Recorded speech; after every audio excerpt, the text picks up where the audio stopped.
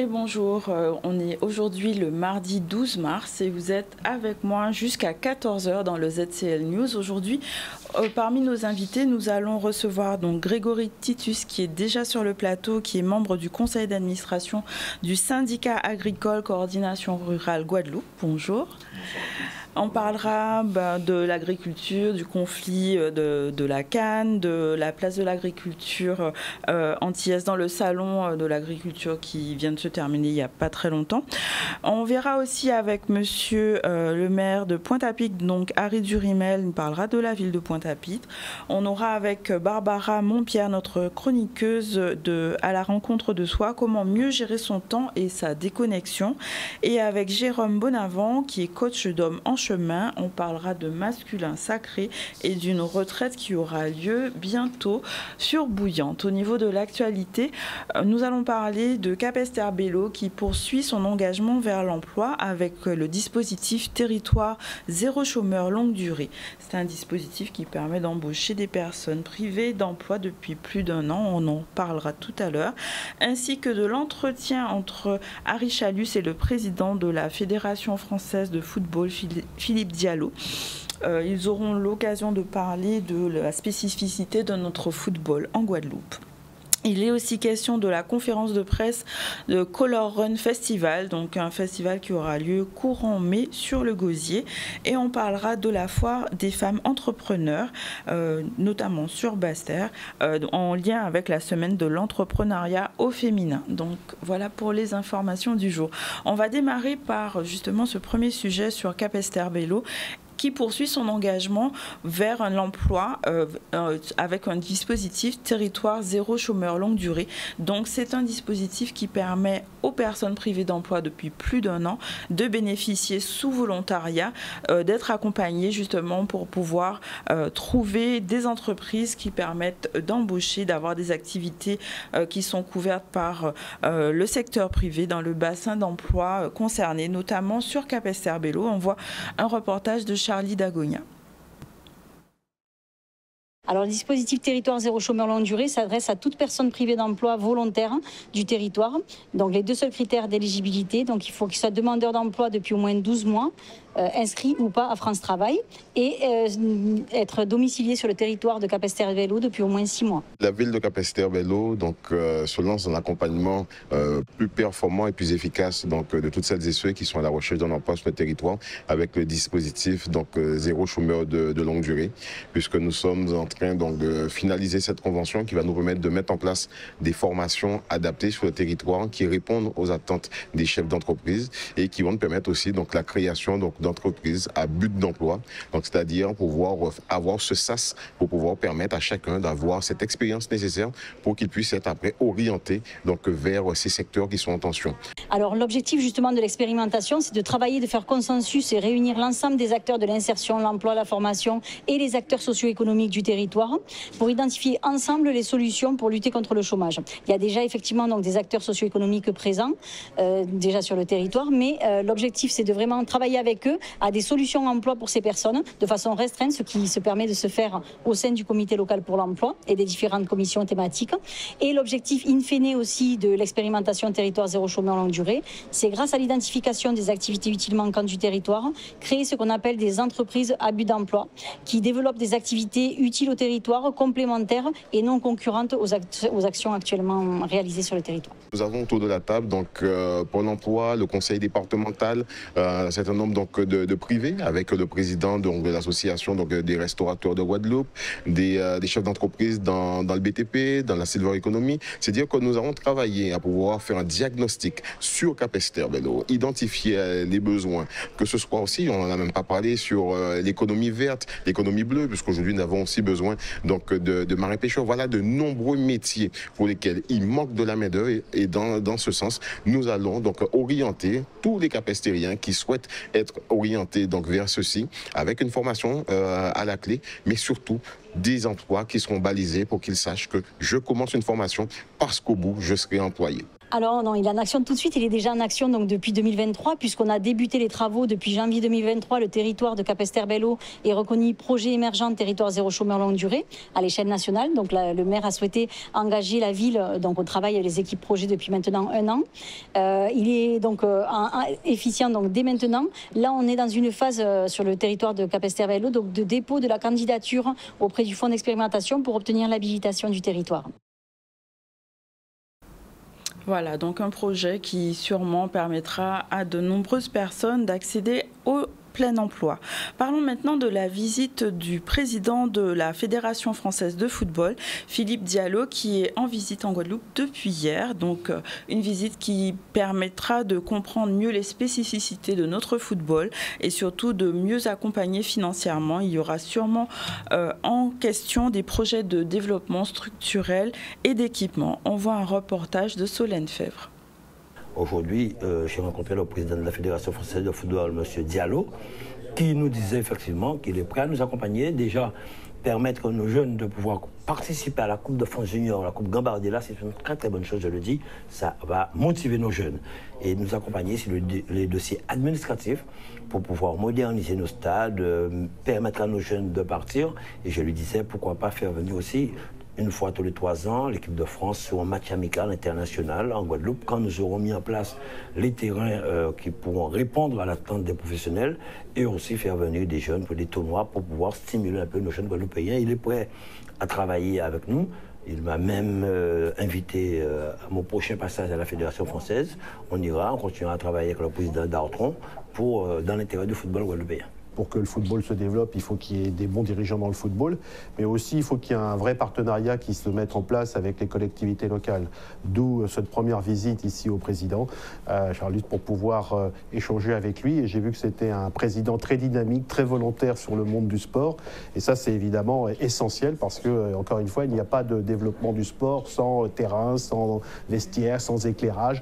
Et donc, il faut qu'il y ait des présidents de collectivités locales qui aient cette sensibilité pour accompagner notre jeunesse. Nous aurons aussi à travailler sur le fait que les meilleurs Guadeloupéens qui évoluent sur le plan national puissent intégrer l'équipe de la Guadeloupe. Et pour le moment, n'étant pas pays, étant simplement ligue, nous ne sommes pas une fédération, on a du mal à avoir satisfaction. Mais ça fait partie des projets que le président Diallo va accompagner et défendre au niveau de la FIFA, au niveau des clubs aussi, notamment de l'Hexagone, pour permettre que on puisse autant donner, mais aussi recevoir du football français. La région a prévu beaucoup de choses. La première année, nous avons repris le stade de Port-Louis qui nous coûte plus de 5,6 millions. La réfection du stade de Petitbourg, le stade de Grandbourg. Aujourd'hui, ce que nous cherchons, c'est un terrain. Et ce qui est triste, c'est que nous avons des terrains, mais qui sont des terrains agricoles. Et pour pouvoir avoir un terrain pour construire un stade, pas pour les Guadeloupe Boys, un stade régional pour nos matchs officiels, il faut qu'il y ait l'équilibre en matière de terrain agricole et terrain constructible. Donc là, nous sommes en train de voir quelle commune qui pourra nous déclasser les terrains pour que nous puissions trouver un terrain et construire un stade régional pour recevoir effectivement les matchs officiels, mais surtout pour la formation de nos jeunes, parce que c'est un terrain où il y a 2 terrains de football, un terrain de compétition, un terrain d'entraînement, et aussi un internat pour que les jeunes puissent rester sur place. Voilà, moderniser nos infrastructures sera sûrement un levier important pour nos jeunes Guadeloupéens. On va enchaîner avec donc notre premier invité, donc qui est Grégory Titus, membre du syndicat agricole Coordination Rurale Guadeloupe. Bonjour. Bonjour, bonjour à tous. Alors aujourd'hui, vous allez un peu nous parler déjà de votre passage sur le salon de l'agriculture qui a eu lieu sur Paris, et on reviendra aussi sur le conflit de la canne qui pose un vrai problème ici en Guadeloupe. Est-ce qu'on peut déjà partir d'un état des lieux de l'agriculture? Quels sont les véritables défis ici en Guadeloupe? Je pense que, je ne vais pas dire qu'on part de zéro, mais on part de très loin en tout cas. Donc, on l'a remarqué au-delà de la filière canne, et c'est un exemple qui est assez criant, c'est l'organisation même de l'agriculture en Guadeloupe où je pense qu'on doit, pour ma part en tout cas, on doit faire les états généraux, quelles qu'en soient les filières, parce qu'on a un gros problème d'organisation. Aujourd'hui, même si on a une politique agricole qui a été mise en place, certes, mais elle n'est pas adaptée à nos territoires et on pourra en parler des heures et des heures, mais de toute manière, il n'y a aucune filière réellement qui fonctionne correctement. Aujourd'hui, on le voit notamment vis-à-vis de la filière canne qui ne fonctionne pas du tout. On a des agriculteurs aujourd'hui qui ont signé des moratoires, qui ont des reconnaissances de dettes quand même. Quand vous devez de l'argent à des opérateurs de coupe alors que vous êtes censé vivre de votre métier, donc vous coupez, vous vendez de la marchandise et d'ailleurs vous devez de l'argent aux opérateurs qui ont coupé. C'est un exemple criant, mais c'est ce qui démontre en tout cas toute la problématique, puisqu'on est quand même sur un département insulaire, donc on n'a pas les mêmes volumes que des agriculteurs en métropole qui bénéficient par exemple de terres de 200, 300, 400 hectares en céréales ou autres. Donc il y a des états généraux en tout cas à faire, il y a une grosse réflexion à avoir sur la culture en Guadeloupe. Donc une réflexion de fond, ça veut dire que maintenant les agriculteurs ne vivent pas de l'agriculture ? Pour beaucoup, non. Certains, oui. Il y a certaines filières. Je suis moi-même agriculteur, donc je vais parler de ma filière, donc production d'œufs, par exemple. Moi, je vis de mon métier. Je vis de mon métier puisqu'on a toujours su répercuter les coûts. On a par rapport aux intrants surtout, mais beaucoup de filières n'ont pas cette chance, notamment le maraîchage ou comme on voit encore une fois, si on revient sur la canne, c'est un peu plus criant. Donc il y a des secteurs où ça fonctionne. La désorganisation permet le bon fonctionnement des filières, d'autres où ça ne marche pas.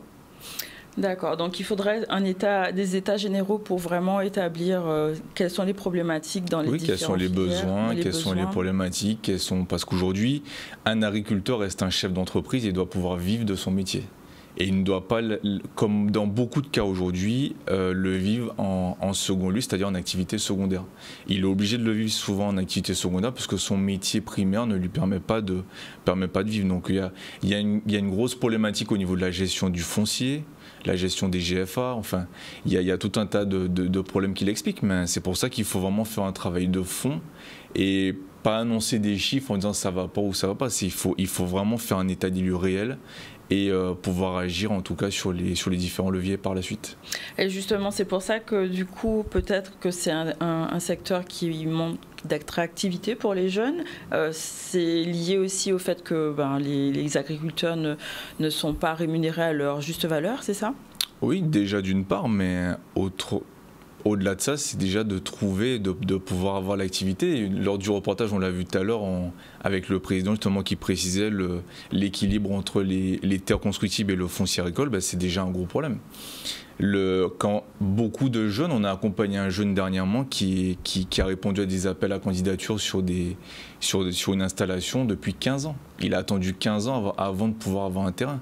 Et encore, ça a été très conflictuel puisqu'il y en avait un autre qui était dessus. Enfin, donc c'est lié à quoi en fait ce délai, d'où il vient, pourquoi il y a autant de temps Parce qu'aujourd'hui, malheureusement, beaucoup d'agriculteurs ne vivent pas de leur métier. Certains préfèrent sous-louer les terrains qui leur ont été donnés en GFA au lieu de les rendre pour pouvoir avoir une rente parce qu'ils ont une retraite qui n'est pas l'équivalent de tout le métier qu'ils ont pu donner.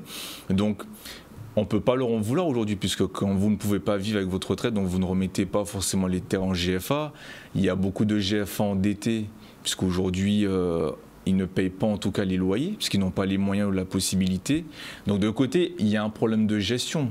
C'est pas remettre la main sur quoi que ce soit, mais la faute ou quoi que ce soit, mais c'est surtout au niveau de la chambre. Où il y a un problème de gestion au niveau des installations, du suivi. Et on espère qu'un jour, on arrivera justement à régler toutes ces choses. Les élections arrivent en fin d'année, début d'année prochaine, donc ce sera le moment justement de faire valoir des projets structurants et d'activer sur le long terme. Est-ce qu'il y a quand même des mesures qui sont actuellement disponibles pour les agriculteurs ou pas du tout, où on a vraiment un no man's land là, à ce sujet ? Je pense que la situation, elle dérive d'année en année, donc je dirais pas non, mais bon... Je remets pas parce qu'on ne faut pas accuser, parce qu'on n'a pas toujours tous les tenants les aboutissants, mais globalement, je pense que s'il y avait vraiment des leviers qui étaient activés, on ne serait pas où on en est aujourd'hui. Si on ressente le débat sur la canne, aujourd'hui, qu'est-ce qui est demandé ? C'est de pouvoir vivre du métier. On entend beaucoup parler de chômage technique dans l'usine, enfin tout un tas de choses.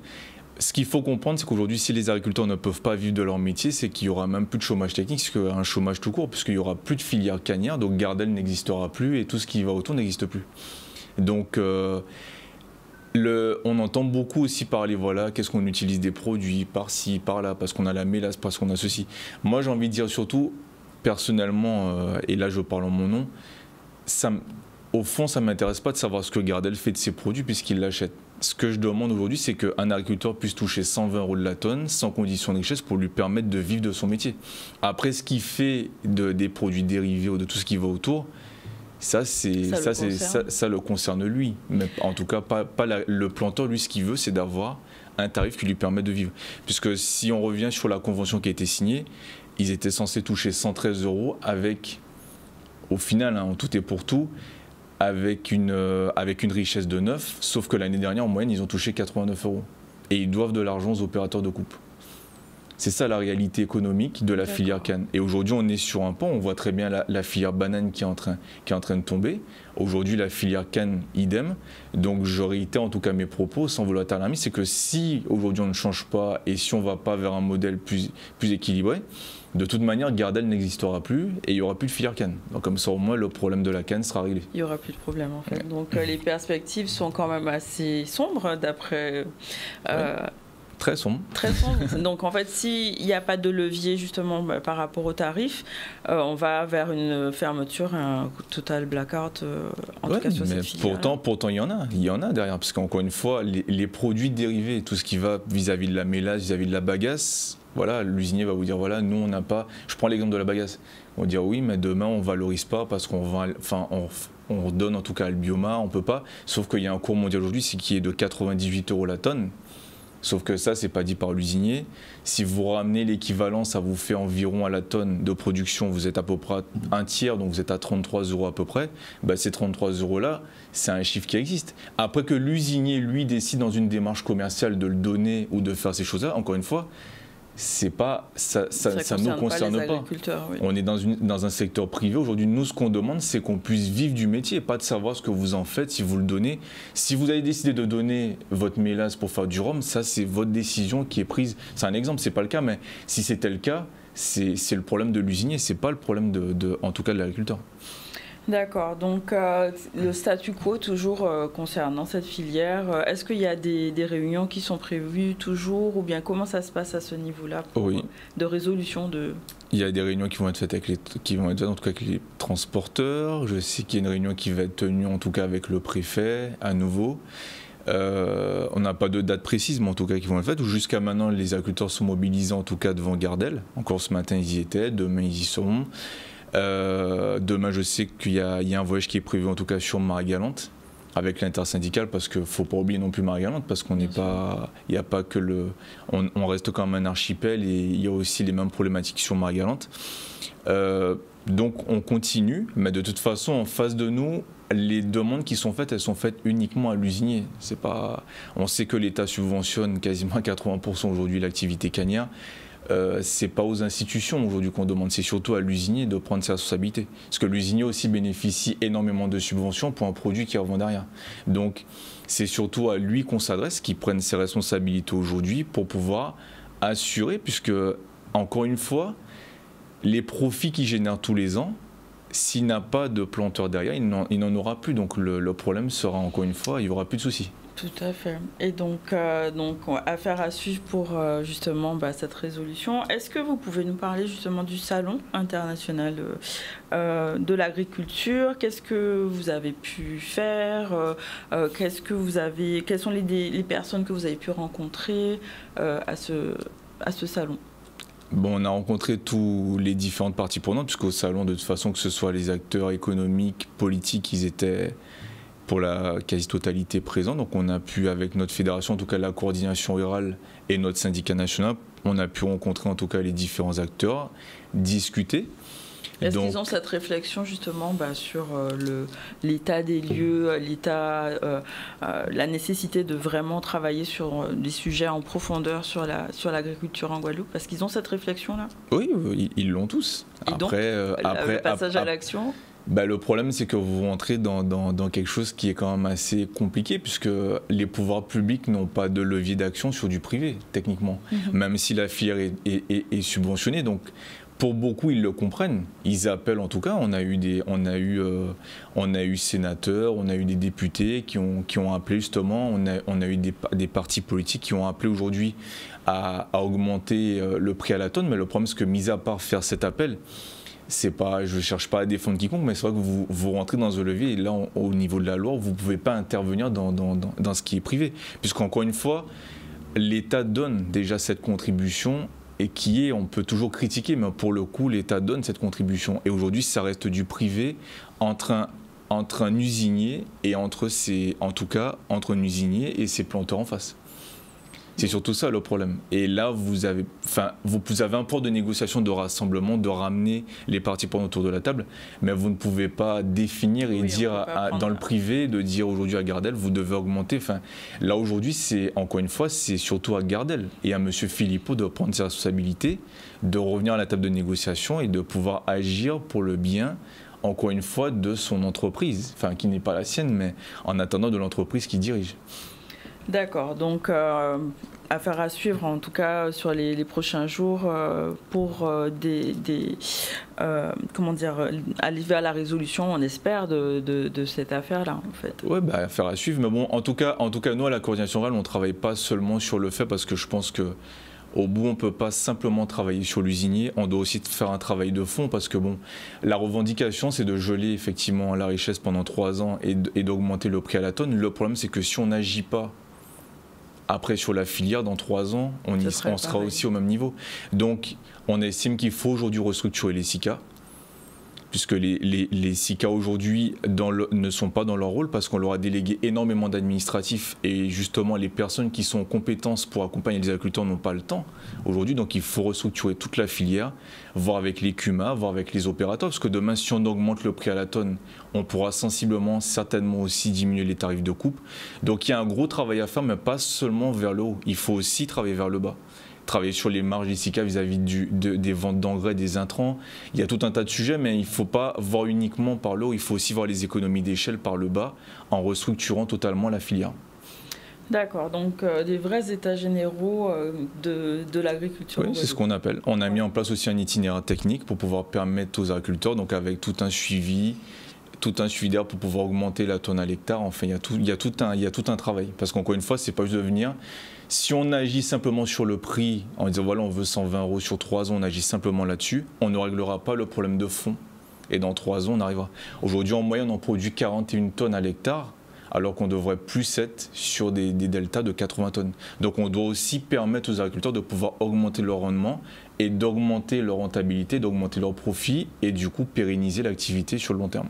Ça permettrait justement de développer, on parle de développement durable et de souveraineté alimentaire, d'aller vers ça aussi ? Oui. Bon, après, souveraineté alimentaire. C'est pas forcément en matière de canne, mais justement pour l'agriculture en général. En fait. Ah oui, c'est exactement, c'est un modèle du genre. Et si on arrive à justement aboutir à restructurer cette filière, on montrera aussi qu'on a cette capacité de le faire pour toutes les autres filières et d'accompagnement. Donc, au-delà des autres syndicats qui nous accompagnent aujourd'hui, la coordination rurale aujourd'hui est force de proposition et on refuse le débat de dire qu'il faut faire pour faire. S'il faut faire, c'est qu'il faut agir pour pérenniser l'activité.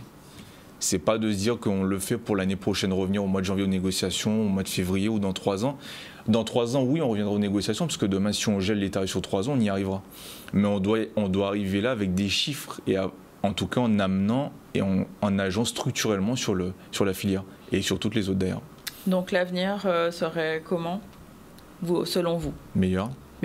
En temps normal, si on y arrive, mais bon, en tout cas, on n'est pas les seuls à pouvoir agir, donc ce sera aussi bien des planteurs, aussi bien des opérateurs, aussi bien des pouvoirs politiques, voilà. Et c'est d'adapter. On parle beaucoup de sortir du débat agricole, mais on parle beaucoup de la fusion certainement entre le département et la région, du transfert de compétences. En tout cas, la compétence agricole serait de mise chez nous avec une meilleure gestion et on sera en tout cas, nous, force de proposition avec des projets, puisqu'il faut y amener des projets derrière. D'accord, en tout cas, merci d'être venu pour nous parler à vous. De ce sujet. On va faire notre première pause publicitaire et on va enchaîner avec nos prochains invités. Donc, le maire de Pointe-à-Pitre, Harry Durimel, Barbara Montpierre pour sa chronique à la rencontre de Sroy et Jérôme Bonavent tout à l'heure pour Au cœur du masculin. À tout à l'heure.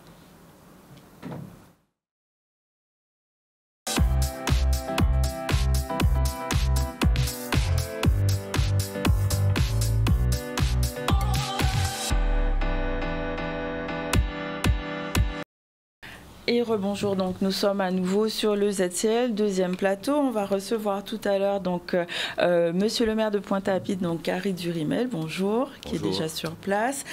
On parlera ensemble de la ville de Pointe-à-Pitre, entre autres, et avec Barbara Montpierre, notre chroniqueuse, on verra comment mieux gérer son temps et sa déconnexion. Donc oui, ça, c'est pour la suite des invités. On va revenir rapidement sur l'information et notamment sur la conférence de presse sur le Color Run Festival. Donc c'est un festival qui aura lieu le 8 et le 9 mai sur le Gosier, une façon d'allier le sport et les festivités. On voit un reportage de Michel Héraclide. Le 8 et le 9 mai, la ville du Gosier, la Carle et le Sinoval vont accompagner la Run Color. Donc c'est une manifestation qui est à moitié ludique et à moitié professionnelle, où on va permettre aux jeunes de pouvoir avoir accès aux formations, aux métiers sous tension, les métiers aussi sensibles ou même des fois qui sont peu connus. Notre objectif, c'est vraiment de pouvoir permettre de mettre un terrain favorable pour limiter le chômage et se rapprocher du plein emploi. C'est la première édition du Color Run Festival.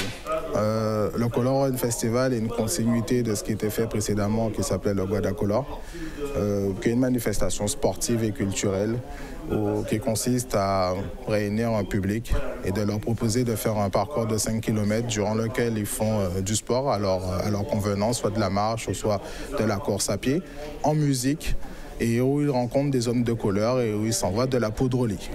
Et ensuite, après ce parcours de 5 km, ils sont reçus dans un espace où là, il y a un plateau artistique qui leur est proposé pour rester dans ce côté sportif, festif. Par rapport à cette propension que nous avons à pouvoir réunir les jeunes, nous avons décidé d'apporter une évolution à la manifestation en proposant un objet social et de permettre à ces jeunes-là de pouvoir s'amuser, de pouvoir faire du sport, mais également d'avoir des informations pour qu'ils puissent eux aussi réfléchir à préparer comment va se préparer leur avenir. Donc c'est pour ça qu'aujourd'hui, j'invite tous les jeunes de Guadeloupe à venir les 8 et 9 mai au Palais des Sports du Gosier et de participer à ce bel événement qui est en même temps festif et en même temps professionnel. Donc rendez-vous en mai. On va enchaîner donc avec notre invité suivant, Monsieur Durimel. Bonjour, bienvenue sur le plateau du ZCL. Alors, donc vous êtes le maire de Pointe-à-Pitre et justement, on voudrait justement pouvoir faire un petit bilan sur la ville de Pointe-à-Pitre en général. Et après, on parlera sûrement de l'affaire du chlordécone et de la loi qui a été votée. Donc, est-ce que, selon vous, vous pouvez nous faire un petit bilan de votre mandature jusqu'en 2024. Quelles sont les avancées sur la ville de Pointe-à-Pitre? Très bien. Je vous remercie et je suis aussi flatté de côtoyer Barbara Montpierre à cette occasion. Je pense que ça apportera un rayonnement en plus à l'émission, puisque c'est une personne très en vue. En tout cas, Pointe-à-Pitre, bilan à mi-mandat, oui, on peut esquisser un bilan à mesure où quand nous sommes arrivés, tous les regards étaient orientés vers une ville en déclin, une ville dont le maire faisait l'objet d'une procédure de révocation, ce qui est rare dans la République, et qui a démissionné. Donc c'était un terrain difficile, parce que lorsqu'on prend la fuite, c'est que la cause est tellement difficile qu'on préfère fuir que de se battre. Nous, on a choisi de nous battre par amour pour cette ville, et parce que c'était aussi faisable. On n'aurait pas embrassé le challenge si on savait que c'était hors de la portée d'un humain.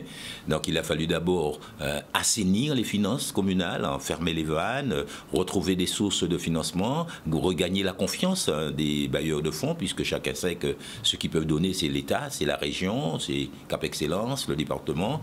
Donc pour restaurer cette confiance, il a fallu montrer patte blanche, montrer que nous avions une gestion saine et que les recettes rentraient et que les dépenses que nous engagions, nous avions les crédits disponibles pour les engager. Donc ça a payé, puisque d'un déficit qui oscillait entre 75 et 80 millions d'euros. Nous en sommes réduits au 31 décembre 2022 à 36 millions d'euros. Et si nos comptes sont bons, puisque je viens de finir une séance de travail avec l'expert des finances que l'État a mis à notre disposition et qui m'annonce qu'on finirait 2023 avec environ 6 millions d'euros de déficit, ce qui est prodigieux. Donc si on peut se vanter aujourd'hui d'avoir assaini les finances, d'avoir instauré une gestion vertueuse, vertueuse. La question est de savoir, est-ce que c'est de ça que les Pointois ont besoin, quoi. Comme on dit, déficit par de Canaries. Non, exactement. Maintenant, les Pointois ont besoin de quoi, selon vous?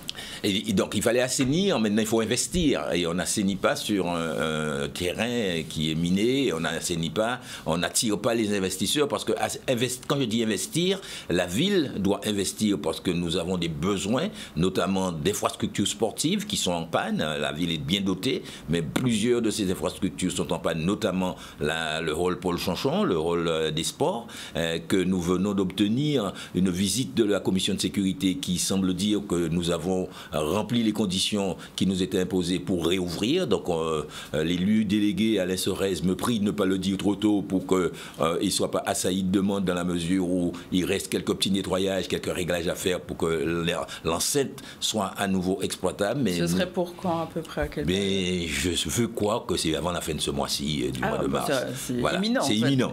La réouverture est imminente, mais par respect pour l'élu en charge, je préférais que ce soit lui qui vienne annoncer l'ouverture en la personne d'Alain Sorez. Donc, on a des infrastructures sportives, le complexe Michel Benjamin aussi, où il y a des travaux d'éclairage, des travaux de réparation du revêtement au sol. Donc tout cela va pouvoir être maintenant entamé parce que nous allons retrouver une capacité d'autofinancement. Quand vous demandez de l'argent à une banque, on vous demande combien vous pouvez mettre. Au Pointe-à-Pitre avait une capacité d'autofinancement négative. Au lieu d'avoir des recettes, on avait du déficit pour pouvoir financer nos investissements. Donc on va pouvoir investir à nouveau. La ville vient d'achever la construction d'une maison de quartier qui était à l'arrêt pendant 6 ans, puisqu'on n'avait pas les moyens d'achever les travaux. Nous avons trouvé des occupants, puisque l'État a posé comme condition que vous trouviez ceux qui vont payer le fonctionnement, parce que souvent on construit des gros bâtiments, après on n'a pas de quoi l'entretenir et ça tombe en villégiature parce qu'on le fonctionnement n'a pas été anticipé. Donc l'État nous a dit, on vous aide à trouver les fonds qui vous manquent, à condition que vous ayez déjà un exploitant, quelqu'un qui va payer le fonctionnement. Et on a trouvé la Caisse Générale de Sécurité Sociale qui allait quitter Pointe-à-Pitre, qui va donc créer une antenne dans la zone de Bergevin Henri IV. Nous avons trouvé aussi l'ALEFPA qui est un locataire fiable, puisque c'est une institution qui gère les problématiques de personnes majeures protégées par l'État, les tutelles, les curatelles et autres. Donc on a 2 locataires qui vont pouvoir payer un loyer qui nous permettra de rembourser le prêt que l'AFD a bien voulu nous consentir, et également l'État qui a également donné une subvention. Donc tout ça va concourir à l'amélioration des conditions. À l'amélioration et également à la fréquentation de la ville, parce que quand la ville est délaissée, désertée par EDF qui est parti, par la CAF, par les organismes qui quittent, c'est moins de fréquentation, c'est moins de recettes de stationnement, c'est moins de recettes en tout genre, moins de recettes pour les acteurs économiques, ceux qui vendent ne serait-ce que des bokits. S'il n'y a personne qui vient, il y a moins de bokits de vendus. Donc voilà, donc, nous espérons vraiment que Pointe-à-Pitre va pouvoir redémarrer aujourd'hui parce que les finances sont assainies, que l'État nous fait confiance et nous subventionne. La place de la Victoire va être un quartier complètement rénové. On va poser la première pierre du cinéma Renaissance dans quelques jours. Les travaux vont commencer puisqu'on a obtenu une subvention pour la façade pour qu'elle soit reconstruite à l'identique. Et derrière, c'est un investisseur privé, et le Cinestar, qui a remporté le concours que Cap Excellence avait lancé pour l'agglomération. Et c'est donc le Cinestar qui va construire des salles de cinéma derrière ce mur qu'on va commencer. Donc le quartier. Le Centre des Arts. Alors le Centre des Arts, c'est le plus gros chantier du monde, puisque la Cap Excellence a mis 17 millions d'euros sur fonds propres et il en manque 22 pour l'achever. L'État vient de dire qu'il va en mettre 2 pour nous permettre de construire une salle. Mais une salle, ça ne le fait pas. La salle ne va pas pouvoir fonctionner si tout le reste est occupé, si tout le reste est donc ça ne va pas avancer tout de suite, moi, je ne crois pas que pendant ma mandature, je verrai le Centre des Arts. Donc, je ne vais pas mentir comme on l'a fait jusqu'à présent. À chaque élection, on annonce l'inauguration. On a fait ça 10 fois en 10 ans. Nous, on dit très clairement que le Centre des Arts ne sera pas achevé avant la fin de la mandature en 2026. Mais nous gardons l'espoir qu'une fois qu'au Pointe-à-Pitre ira mieux, que l'on verra qu'autour de la mairie, il va y avoir un quartier qui va être créé. Le quartier de l'hôtel de ville, on va démolir la résidence Les Lauriers, qui est en cours d'être vidés. Les locataires, on est en train de leur trouver d'autres lieux de logement. Et donc, on va raser les Lauriers, qui est une résidence très ancienne, qui a perdu en qualité, en cadre de vie pour les gens. On ne peut plus rester là. Donc, autour de l'hôtel de ville va se développer un quartier. L'ancienne Caisse générale de sécurité sociale a été acquise par un investisseur qui a déposé un dossier dans le cadre d'Action Cœur de Ville pour transformer ce bâtiment qui était une administration en logement. Il y aura des logements résidentiels d'étudiants et des résidences pour personnes âgées. En tout cas, c'est un lieu d'habitation qui va se développer derrière la mairie, à la place de la CGSS, à la place des Lauriers. Donc ce quartier et la vente de l'ensemble immobilier Mortenol qui va conduire la SIG à assainir les lieux, parce qu'avant de démolir progressivement, la SIG s'est engagée à investir 8 millions d'euros dans la réhabilitation des résidences qu'on leur a vendues.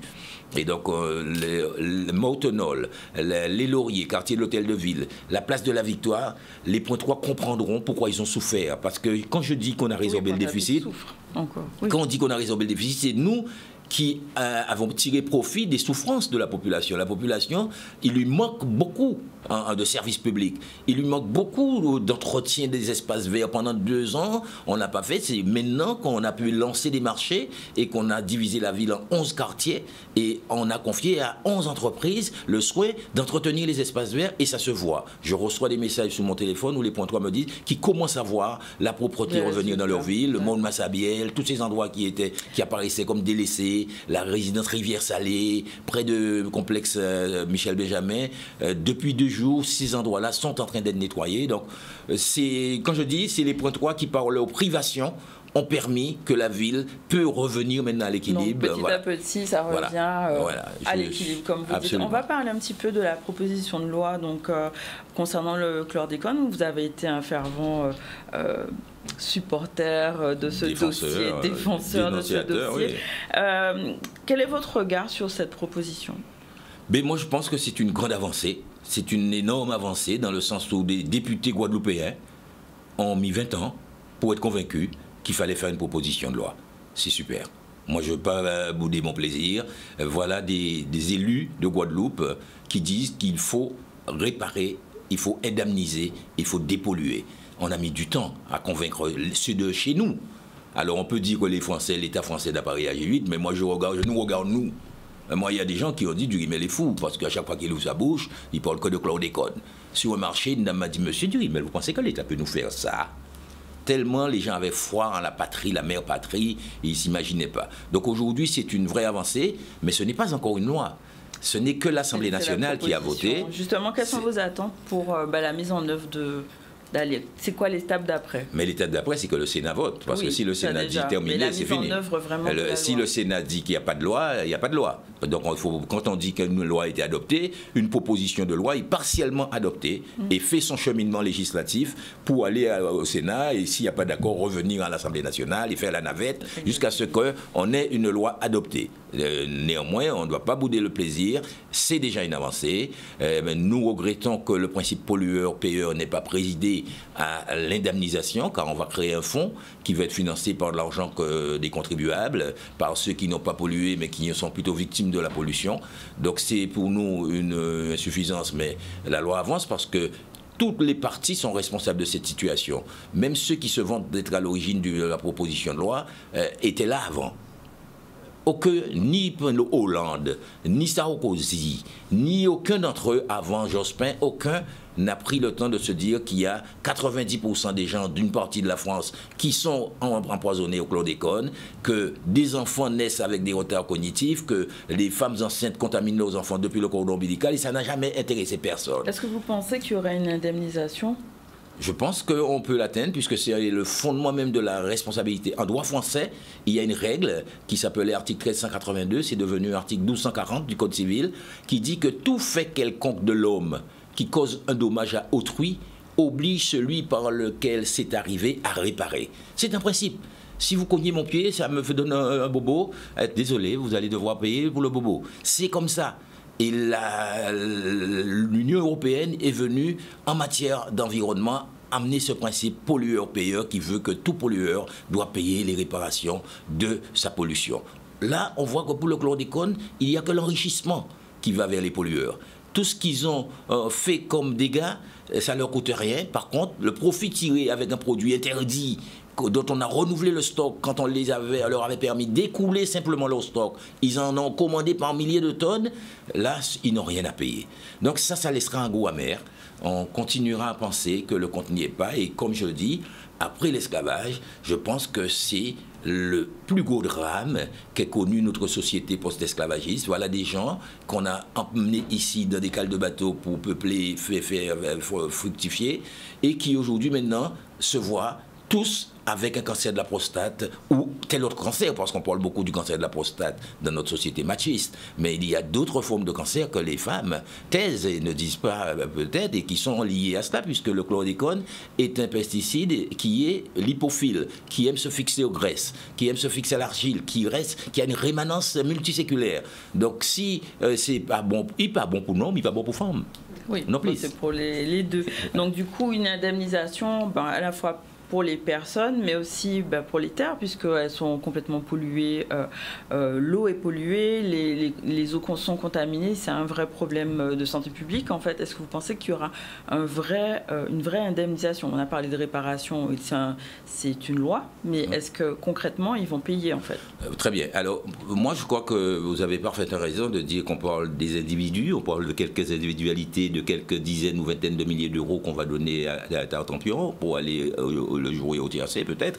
Nous, on parle d'une approche plutôt macro-politique. C'est-à-dire que le pays Guadeloupe est pollué, le pays Martinique était pollué, nos pays ne sont plus regardés à l'extérieur comme avant, puisque si vous venez décider d'aller vivre dans un pays, vous choisissez là où l'eau que vous allez boire ne sera pas contaminée à un quelconque poison. Donc ça a réduit l'attractivité de nos pays, et donc je suis très heureux que le président Chalus m'ait demandé de défendre la région dans ce procès, et c'est désormais un procès pour des personnes, parce que j'ai quelques personnes qui m'ont demandé de rechercher leur indemnisation, mais c'est ce qui me fait penser que on approche du but, c'est le fait qu'on va indemniser le pays Guadeloupe. Nous devons obtenir un plan pluriannuel qui prévoirait non seulement la dépollution mètre carré par mètre carré, parce que de plus en plus on entend dire que c'est possible, et en même temps, de notre côté, qui prévoit la réparation du préjudice, des plans de développement durable avec de l'agriculture biologique là où on peut, si on peut faire de l'aquaponie, si on peut faire des cultures suspendues au sol. C'est un challenge pour nous, c'est un challenge pour la France aussi, que de se dire que des terres sur lesquelles nous avons transféré des populations qui ont perdu toutes leurs racines, leur nom, leur identité, leur culture, leur culte et leur savoir, eh bien aujourd'hui nous n'avons pas le droit de les empoisonner. Nous devons réagir. Et c'est un vrai combat qui m'est tout à fait exaltant pour moi de mener, c'est dire que le combat continue pour le chlordécone. Donc plein d'actions à mettre en place pour la suite. Absolument, et ça va nécessiter plus de mobilisation populaire. On va avoir besoin de voir des gens, pas que des clics. On va avoir besoin de gens qui crient plus que des gens qui cliquent. Parce que c'est facile de cliquer dans sa chambre, dans la clim, et de se montrer très rebelle sur son téléphone. Je veux des gens qui passent à l'action, voilà. N'est-ce pas, Barbara? Merci beaucoup. Action. Ouais. On va justement rester sur l'action et parler de comment mieux gérer son temps, en tout cas avec Barbara. En tout cas, merci d'être venu sur le plateau, monsieur. C'est moi qui vous remercie et je salue les points 3, je leur souhaite bon appétit. D'accord, merci beaucoup. Alors, avec Barbara, on va enchaîner le générique.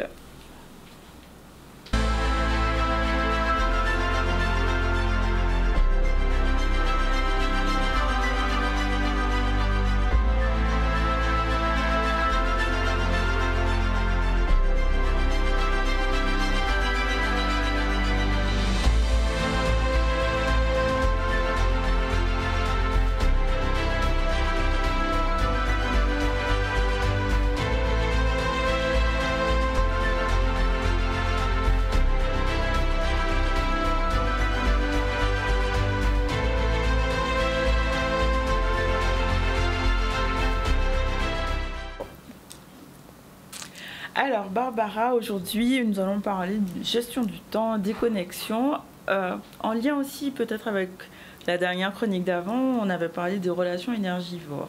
Yes. Comment on peut faire le pont?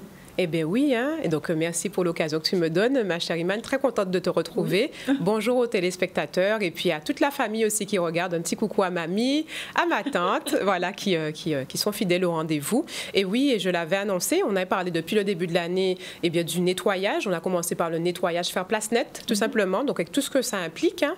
Et on avait parlé de différentes orientations, donc à savoir, on se vide un peu, donc on vide la charge émotionnelle. Et puis ensuite, on a parlé des relations, puisque voilà, nous sommes des êtres relationnels. Le fait de mettre un stop aux relations, ou à se séparer des relations énergivores, d'autres on peut appeler aussi toxiques. On avait vu comment ça pouvait être important. On avait parlé de l'importance de savoir dire non, d'apprendre à dire non, donner du sens pour soi, donner du sens aux autres. Et puis, j'avais précisé qu'on se serait revu pour parler de l'organisation. Donc, c'est le focus du jour. Focus organisation sur la gestion du temps et la déconnexion. Voilà. Déconnexion du téléphone. Exactement. Tu vois, déconnexion. Oui, ça serait souvent un outil qu'on utilise souvent maintenant. Tout à fait. Mais j'imagine que c'est notre déconnexion dont tu parles. Mais oui, mais ça en fait partie, et tu fais bien de le dire, ça fait partie des choses qui peuvent nous aider justement à lâcher prise, parce que le téléphone est devenu un outil incontournable. Moi, c'est mon ordinateur sur... voilà, n'est-ce pas? Mais c'est vrai que ça peut générer une charge mentale. On parlait de la charge mentale, l'importance de pouvoir s'en libérer. Eh bien, l'un des facteurs aussi d'une charge mentale qui va être importante, qui va nous empêcher aussi d'arriver à nous organiser, eh bien, c'est la procrastination. Ah, ce fameux mot. Voilà, ce fameux mot, j'avais fait une chronique spécialement dessus. Et c'est vrai que quand on est amené à procrastiner, donc c'est-à-dire différer, remettre toujours au lendemain ce qu'on veut faire, tout simplement, eh bien, ça nous embête parce que ça nous empêche de mieux gérer notre temps, puisque finalement, on tâche qu'à venir si on dote, n'est-ce pas? Ça s'accumule. Ça s'accumule. Et fatalement, eh bien, on se sent débordé. Est-ce qu'il y a des techniques, justement, pour Bien sûr. Améliorer son organisation? Tout à fait. Ce que je propose avant, c'est qu'on puisse, comme d'habitude, donner un petit peu de sens au niveau des définitions. On va voir en image tout de suite, parce que ça va être important, comme ça, de donner du sens sur les points que nous allons aborder. Donc, l'organisation, action d'organiser, structurer, d'arranger, d'aménager. Donc, l'organisation, par exemple, d'un service qui demande du temps. De toute façon, tout demande du temps. On a pris l'exemple de... Monsieur le maire nous a parlé de tout ce qui a été fait à Pointe-à-Pitre. J'étais surprise, en plus, de voir tout ce qui se fait. Nous sommes toutes les deux pointoises, ma chère, n'est-ce pas? Voilà, donc l'organisation prend un certain temps et ça demande aussi d'avoir du sens, d'avoir le sens de l'organisation. Donc ça s'apprend. Ce n'est pas donné chez tout le monde. Ça s'apprend. Voilà, donc on va parler ensuite de la gestion du temps.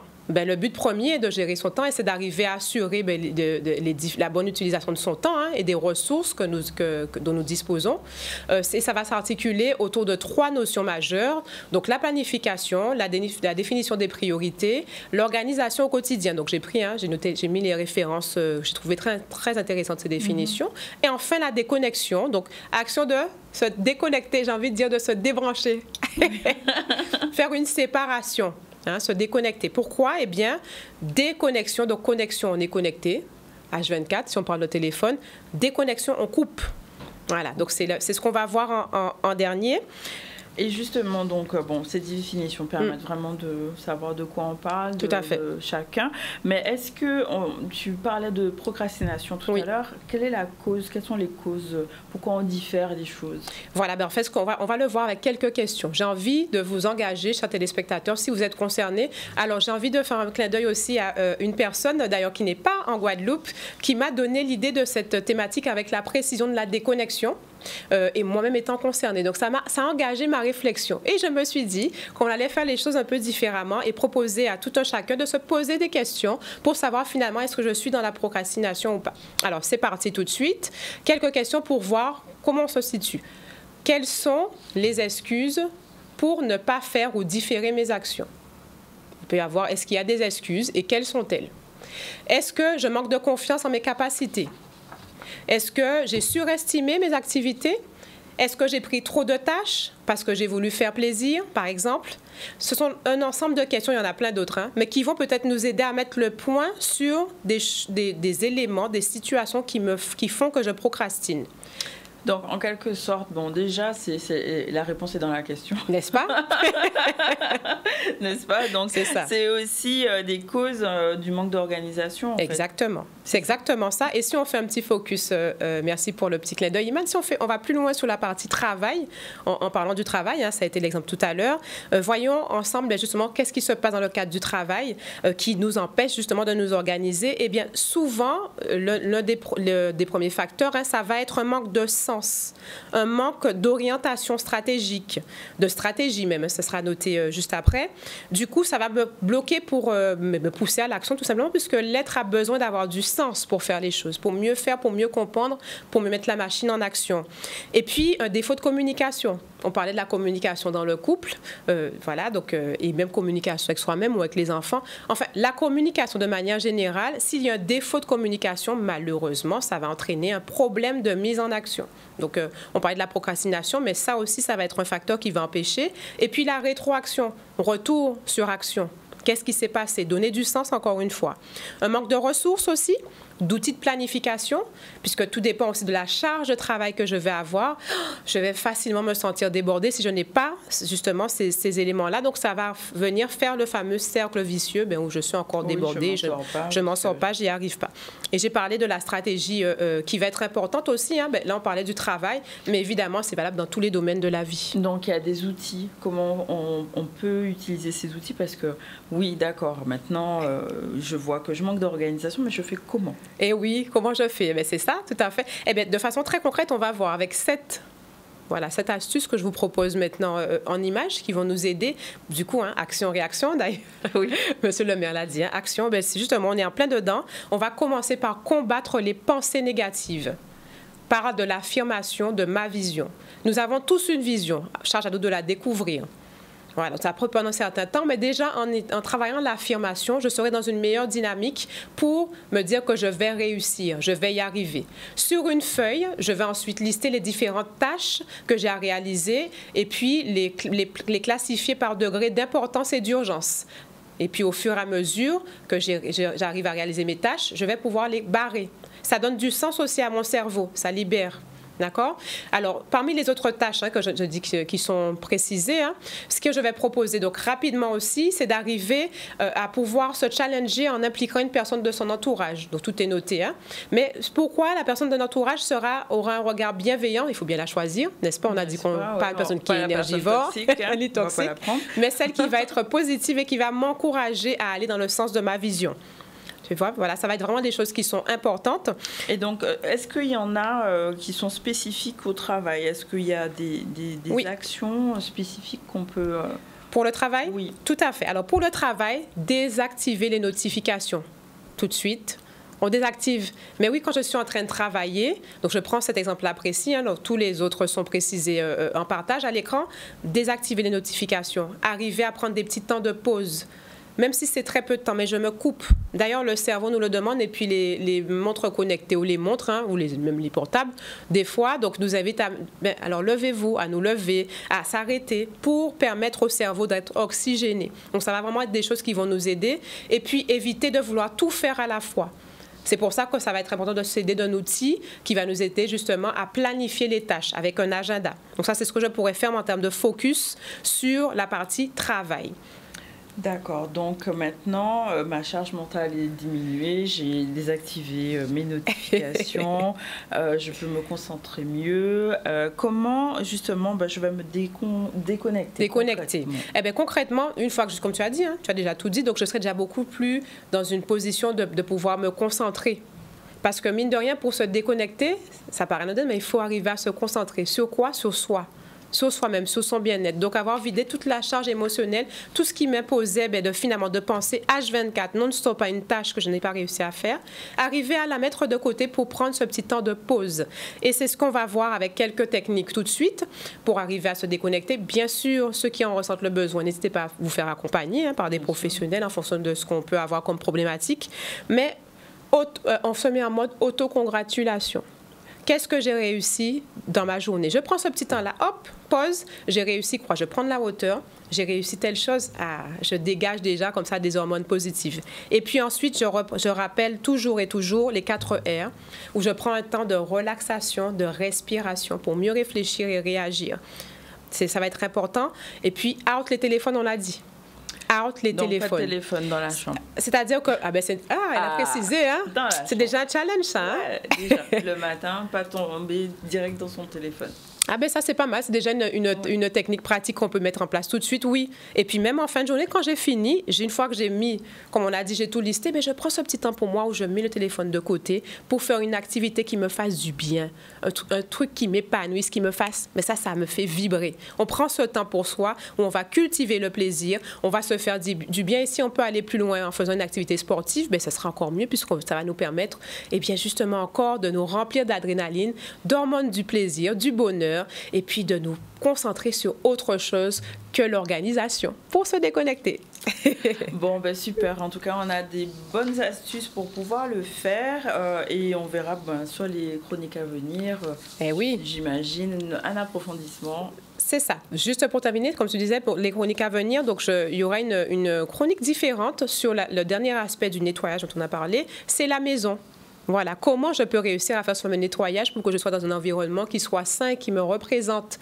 Libérer ma charge mentale par le nettoyage de la maison. Donc, je ferai appel justement à DA Organisation, que je présenterai la prochaine fois dans une chronique innovante. Et puis, Iman, on a aussi bientôt un débat. Bientôt à venir, donc ça, toutes les deux. On en parlera.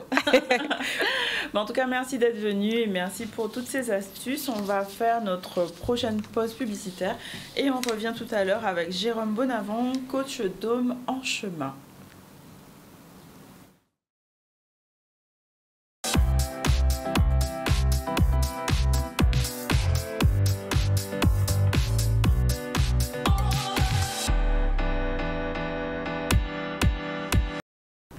Et rebonjour, donc troisième plateau du ZCL. On va continuer avec nos invités, donc Jérôme Bonavent qui est déjà sur notre plateau. Bonjour. Bonjour.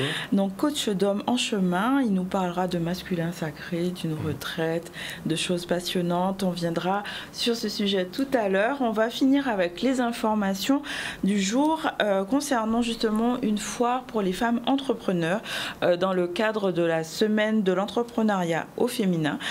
Il était question de réunir des femmes autour de métiers de l'agriculture pour pouvoir les sensibiliser à ces problématiques du vivant, l'indépendance alimentaire, l'alimentation saine et durable, les transitions écologiques. On va voir un reportage d'Olivier Félix.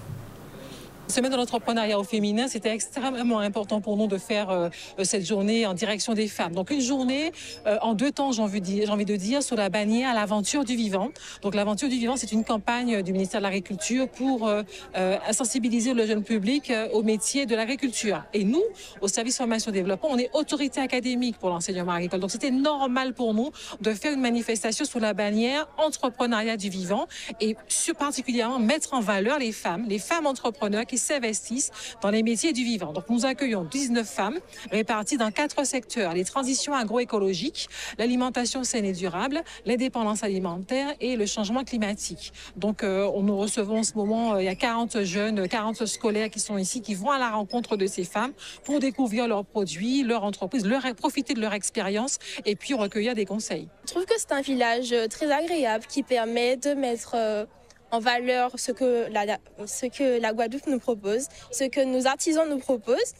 Et je pense que ça peut nous porter comme exemple d'entreprise pour certains qui voudraient gérer leur propre entreprise. Je m'intéresse particulièrement aux plantes et au milieu de la santé, donc je pense que ça pourrait m'aider dans mon projet de métier, voilà. Je pense que c'est important de toujours être présent. Alors oui, effectivement, j'étais présente au niveau national. Je pense que c'est encore mieux d'être présente au niveau local et au niveau du territoire. Pour moi, c'est une journée importante et je voulais être là et je participe d'ailleurs à la table ronde de l'après-midi parce que je pense que c'est important de parler de son parcours, montrer aux gens que c'est possible, qu'il n'y a pas de plafond de verre ou en tout cas, s'il y en a un, il faut le briser, d'accomplir ses rêves, d'accomplir ce qu'on souhaite faire, entreprendre, Donc oui, c'est important, montrer que les femmes aussi dans le milieu agricole, c'est possible. Et il y en a, on est beaucoup, très diverses, avec des projets complètement différents. Mais on a tous une certaine force et le but, c'est de mutualiser, rencontrer du monde, partager son expérience et si possible, créer peut-être de nouvelles vocations et travailler ensemble, mutualiser et voilà, montrer que tout est possible quand on y croit. Voilà, donc les femmes et l'entrepreneuriat, c'est toujours une belle question. On va parler maintenant des hommes. Les hommes et le masculin sacré, donc qui est une tendance qui vient de plus en plus au goût du jour. Donc avec Jérôme Bonavent qui est coach d'hommes en chemin. Donc en chemin, ça veut dire qu'il chemine, c'est ça? C'est ça, en chemin. En fait, en réalité, on est tous en chemin. Oui. Disons qu'en chemin, c'est une façon poétique de dire d'aller vers une réflexion sur soi et un approfondissement pour aller un peu plus dans la conscience, dans les relations avec les autres. Alors, est-ce qu'on pourrait définir un petit peu qu'est-ce que c'est que le masculin sacré? Bon, on parle beaucoup de féminin sacré, mais du coup, le masculin, déjà en soi, mais quelle différence il pourrait y avoir par rapport à ce dont on parle maintenant beaucoup plus, qui est le féminin sacré? Disons que ce que je peux dire, c'est qu'on a chacun en nous la part féminine et la part masculine. Donc pour les femmes comme pour les hommes, le travail entre guillemets personnel peut être de rééquilibrer ces polarités. Après, il y a des spécificités masculines et des spécificités féminines. Le masculin sacré, c'est à la fois s'affirmer dans son positionnement et à la fois avoir le cœur ouvert pour être ouvert à ce qui se passe autour de nous, les relations, pour être dans l'accueil, qui est une dimension plus féminine. Le cœur ouvert permet d'être dans l'accueil. En fait, c'est cet équilibre entre le féminin et le masculin qui permet d'avancer à la fois en étant fort, puissant, et à la fois en écoutant tout ce qui se passe autour de nous et en étant en interaction à partir du cœur. Justement, donc il y aura une retraite qui aura lieu très bientôt. Les dates? Donc du 25 au 30 avril. Voilà. Donc en Guadeloupe, donc ça va se dérouler à Culture Sauvage, donc c'est sur Bouillante. D'où est venue justement l'inspiration pour créer cette retraite-là? Donc voilà, mais en fait cette retraite, j'y ai participé l'année dernière à peu près à la même période, en avril, en France. Il faut dire que j'anime des cercles d'hommes depuis 2018 en Guadeloupe. Il y a beaucoup d'hommes qui viennent, c'est de plus en plus, accessible, ou enfin, en tout cas, est-ce que ça fait partie des conversations qu'il peut y avoir entre hommes maintenant? Je vais à un cercle d'hommes, est-ce que c'est... C'est encore pas si courant que ça. D'accord. Donc c'est beaucoup de travail, c'est pour ça que je suis là, de communication, c'est pour ça qu'après je vais faire des conférences aussi pour parler de tout ça. Il y a une certaine crainte, peut-être encore pour les hommes, à laisser tomber les masques par rapport à des conditionnements qui amènent plus à être en compétition, qui amènent plus à s'endurcir et garder un peu tout ce qui se passe à l'intérieur de soi. Donc en fait, c'est tout un cheminement. Et d'ailleurs, le livre que j'ai écrit est une autre forme de contribution pour aller vers ça. C'est en fait une ouverture qui s'appelle Itinéraire d'un homme d'aujourd'hui. À la recherche de sa juste place. Qu'on peut trouver... pour l'instant, non, encore. uniquement sur Libranova, qui est un éditeur. Et là, je suis en train de discuter avec les librairies en Guadeloupe pour qu'il soit accessible ici. En librairie, tout simplement. Donc en fait, juste pour revenir sur les hommes, est-ce que c'est cette difficulté à être vulnérable, oui, qui est la principale problématique? Déjà pour venir à un cercle, je ne parle pas de tout ce qu'il y a de voyage, de transformation personnelle, je parle vraiment de venir déjà au cercle. Je dirais que le premier niveau, c'est de libérer la parole. Il y a vraiment ce conditionnement du masculin, à la fois qui est de ne pas pleurer, de cacher ses émotions, et puis du coup, émotion, sentiment, c'est pas très loin, et du coup, les hommes n'ont pas pour habitude, ou n'ont pas été conditionnés, entre guillemets, pour parler de ce qu'ils ressentent, de leurs émotions, plus à être dans l'action, mais pas à être dans cet espace du cœur, parler depuis cet espace du cœur. Les hommes le font parfois plus facilement avec des femmes, des amis, femmes, mais entre hommes, c'est encore un autre degré. C'est une pudeur qu'il y a? C'est une forme de Oui, une forme de pudeur, une non-connaissance, je dirais. Non-connaissance. Parce que quand on y allait, quand on sait tout ce qu'on en retire, voilà, c'est évident. Justement, c'est les retours de cercle pour les participants, quels sont-ils? Les retours de cercle, ça peut toucher toutes les relations. En fait, il peut y avoir... on parle de vulnérabilité. Oser se libérer de choses qu'on a en nous et le livrer, entre guillemets, aux autres hommes, ça permet tout simplement de revoir la confiance en soi aussi. Parce que tout le monde va faire la même chose. Et en fait, plutôt que de se dire « je suis seul », je suis isolé, je suis vraiment différent, on se rend compte qu'en fait, on a tous nos difficultés. Donc ça permet déjà de retrouver une confiance en soi. Donc en fait, ça va agir à la fois sur la personne qui participe, mais aussi sur son environnement, j'imagine, voilà, sur les relations. Donc avec les hommes qui peuvent être, on va dire, avec... j'ai envie d'employer le mot plus d'amour, vraiment, depuis l'espace du cœur, de goûter à cette fraternité. Et puis avec les femmes, dans les relations avec les femmes, avec plus d'écoute et de dialogue. Voilà. D'accord. Donc la retraite aura lieu sur, j'ai vu, il y a 3-5 jours, donc c'est modulable, c'est ça? C'est ça, c'est modulable. Justement pour permettre à chacun, parce que ça peut être confrontant de s'engager sur 5 jours sur une première retraite, donc on propose une journée, une nuit, et 3 jours ou 5 jours. D'accord. Voilà. Donc, pour permettre justement une flexibilité pour les gens qui veulent sortir, de pas forcément faire toute la retraite intense, parce que c'est émotionnellement intense, j'imagine. Donc, je vois que vous êtes 2 co-animateurs. Donc, la deuxième personne s'appelle Jérôme Lavant, c'est ça, qui est aussi coach, n'est-ce pas? Est-ce que, bon, il n'est pas là, mais juste pour donner quel est son apport à cette retraite?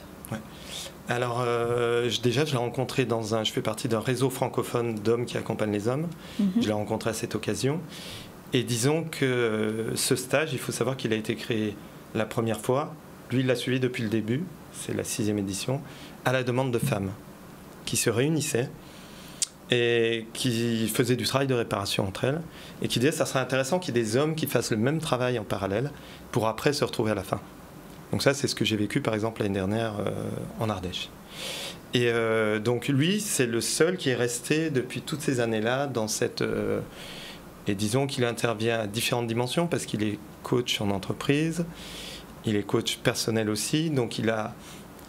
À la fois, il fait des propositions qui sont assez confrontantes, qui permettent de venir nous travailler et voir comment on réagit par rapport à certaines situations. Et puis à la fois des choses plus douces.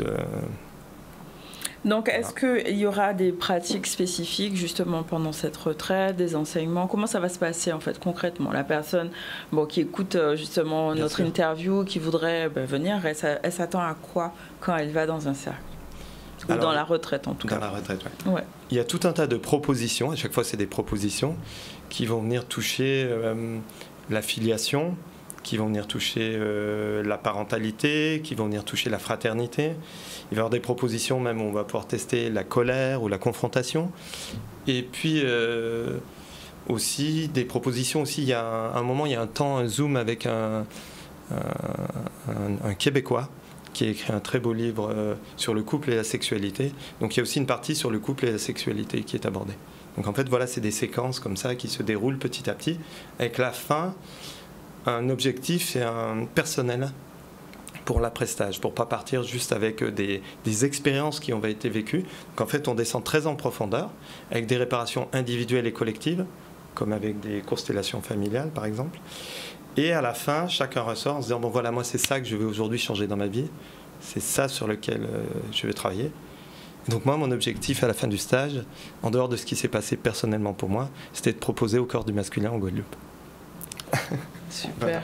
Donc du coup, après, il y a un suivi post-retraite ou chacun après est dans retour à la réalité? Alors il y a un entretien après. Après, Jérôme l'autre Jérôme est coach aussi, donc ça peut donner suite à un accompagnement. Moi, j'ai aussi différentes pratiques de soins et donc je peux aussi suivre les gens à leur demande après ce stage. D'accord. Alors, du coup, on redonne les dates parce qu'il y a plusieurs événements en dehors de la retraite qui aura lieu. On rappelle les dates, c'est... Donc, du 25 au 30 avril. Avant ça, donc, il y a toute une série de rencontres. De rencontres, de présentations, donc, qui sont libres, en entrée libre. Donc, demain, à la Case Angélique, à Petit-Bourg, à 18h, il y a une présentation de 2 heures, entrée libre. Il faut me contacter par téléphone, donc c'est le 54 58 16. D'accord. Il me faut contacter par téléphone pour réserver et je vous donne le lieu, les coordonnées. Donc demain, il y a un premier rendez-vous. Pour ceux que ça intéresse, qui peuvent aussi me contacter, jeudi, il y a un Zoom. Donc avec Jérôme Lavins aussi, on fait un Zoom, ceux qui ne peuvent pas se déplacer. Et puis vendredi à 18h, on a une rencontre à Gourbert, donc là où j'habite, je suis à la Marine à Riversens. Au Point Bleu Soleil, qui est un bar qui est sur la plage, à côté de la station-service, à côté de la plage de Gourbert, de la Marine à Riversens. Donc 3 rendez-vous. Donc 3 rendez-vous pour pouvoir mieux comprendre à quoi s'attendre sur cette retraite et déjà initier peut-être une démarche personnelle, même si c'est en dehors de la retraite. Tout à fait. Sachant qu'il n'y a besoin d'aucun prérequis pour venir, il n'y a pas besoin d'être déjà engagé dans une démarche. Voilà. D'accord, merci beaucoup. Merci. Et bonne continuation en tout cas pour votre retraite. Alors on va clôturer notre émission. On a d'abord un focus à passer. Alors le focus du jour, c'est sur Maryse Condé, donc qui est née Maryse Boucolon, donc le 11 février 1937 à Pointe-à-Pitre. Elle est journaliste, professeure de littérature, écrivaine, d'expression française de renommée mondiale. Elle s'est installée aux États-Unis où elle a enseigné la littérature à l'université de Columbia. Elle a édité de nombreux romans historiques, dont Ségou, Moi Tituba, la sorcière. Au cours d'une carrière de près d'un demi-siècle en tant qu'écrivaine, Maryse Condé a publié une trentaine de romans couronnés par de nombreuses récompenses telles que en 1986 le Grand Prix littéraire de la femme, en 1988 celui de l'Académie française pour son livre La vie scélérate, ou encore en 1999 le prix Marguerite Yourcenar. En 2020, elle reçoit le prix Nobel alternatif de la littérature. 2018, militante de la mémoire, elle a été la première présidente du comité de la mémoire de l'esclavage. Donc Maryse Condé est âgée de 87 ans. Voilà pour le focus du jour. Est-ce qu'on a, oui, parole à pays là, COP. Mon ché, COP fait si, ça ou fais ça ou paix, pardon. Mon vieux, fais ce que tu peux. Donc, à l'aise pour parler créole. Donc, c'est un extrait de l'ouvrage de Marie-Noël Recoq et Moïse Benjamin. Donc, voilà pour les 2 focus du jour. Aujourd'hui, au niveau des informations, on a parlé sur Capesterre de cet engagement pour l'emploi avec le dispositif Territoire zéro chômeur longue durée. Nous sommes venus aussi parler de l'entretien de Harry Chalus avec le président de la Fédération française de football, Philippe Diallo, qui est en visite depuis hier pour quelques jours, donc pour mieux comprendre les spécificités de notre football en Guadeloupe. On a aussi parlé de le Color Run Festival, donc un festival qui aura lieu du 8 au 9 mai sur le Gosier. Comment allier le sport, l'emploi et les festivités. Il était aussi question de la foire aux femmes entrepreneurs, donc dans le cadre de la semaine de l'entrepreneuriat au féminin sur le vivant. On a vu au niveau des invités, donc Grégory Titus, qui est membre du conseil d'administration du syndicat agricole coordination rurale de Guadeloupe. Il a fait un petit point sur la filière canne, sur la place de l'agriculture en Guadeloupe, notamment lors du salon de l'agriculture. Avec Harry Durimel, donc maire de Pointe-à-Pitre, nous avons fait un petit bilan de la ville, justement de sa mandature, de la ville de Pointe-à-Pitre, et on a aussi évoqué la loi concernant le chlordécone avec avec Barbara Montpierre. On a parlé de comment mieux gérer son temps et se déconnecter. Il était aussi question de déconnexion, mais au masculin, avec Jérôme Bonavent pour sa retraite, donc au cœur du masculin. Voilà pour aujourd'hui. Je vous souhaite un bon appétit si vous n'avez pas encore déjeuné et à bientôt dans le ZCL News de Canal 10.